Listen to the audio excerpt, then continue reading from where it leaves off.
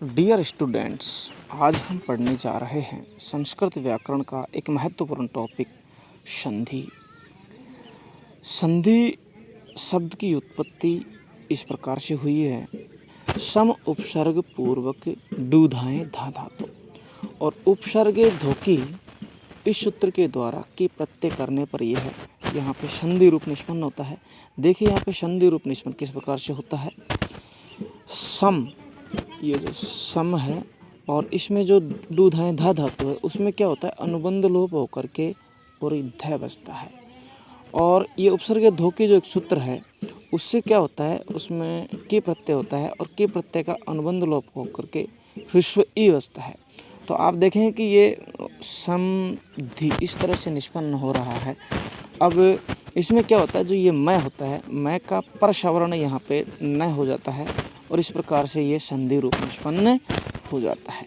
ये तो हुई आपके संधि शब्द की उत्पत्ति। इसके बाद हम देख रहे हैं संधि शब्द की परिभाषा।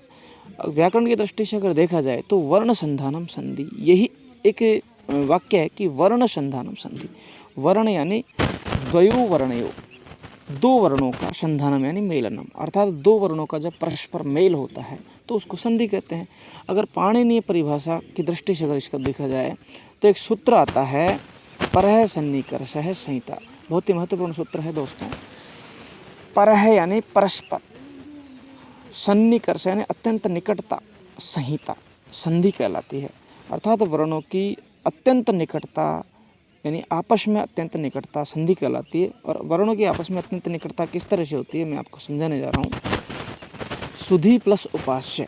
सुधि, इसमें देखिए आप, जो सुधि है, सुधि, इसमें क्या होता है, इसमें दीर्घ ई है, ये दीर्घ ई है इसमें। और उपास्य, जो उपास्य है उसमें क्या है, ऊ है। तो इसमें ई और ऊ, ये दोनों में क्या होता है, परस्पर मतलब सन्निकटता है।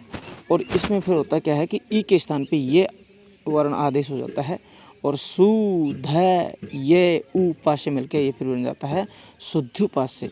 तो ये होती है मतलब संधि शब्द की उत्पत्ति, अर्थ, परिभाषा। और अब देख लीजिए आप संधि के भेद। तो संस्कृत व्याकरण संधि त्रयोभेदा संधि। संस्कृत व्याकरण में संधि के तीन भेद हैं।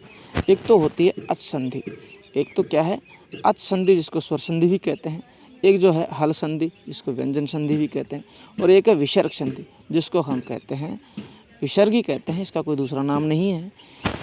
अब देख लीजिए आप अच संधि किसे कहते हैं, अच या स्वर संधि, अच या स्वर संधि। इसमें क्या होता है, केवल दो वर्णों का, और दो वर्ण कौन से, स्वरयोः संधानम मिलनम हो जाए थे, केवल दो स्वरों का ही इसमें संधानम या मिलन होता है, तो इसको अच संधि कहते हैं। और ये जो अच संधि है वो 8 प्रकार की बताई गई है। यण, अयादि, गुण, वृद्धि, श्रवण दीर्घ, पूर्व रूप संधि, पर रूप संधि और प्रकृति भाव संधि। देखिए इसमें आपको एक चीज़ अपना देखने जा रहे हैं कि जो यण संधि और अयादि संधि, इसमें क्या होता है, पूर्व जो वर्ण है उसके स्थान पे ये आदेश होता है। और जो फिर गुण, वृद्धि, श्रवण दीर्घ, पूर्व रूप और पर रूप है, इनमें दोनों वर्णों के स्थान पर एक आदेश होता है। और जो प्रकृति भाव संधि उसमें केवल मतलब उसमें आदेश होते ही नहीं हैं।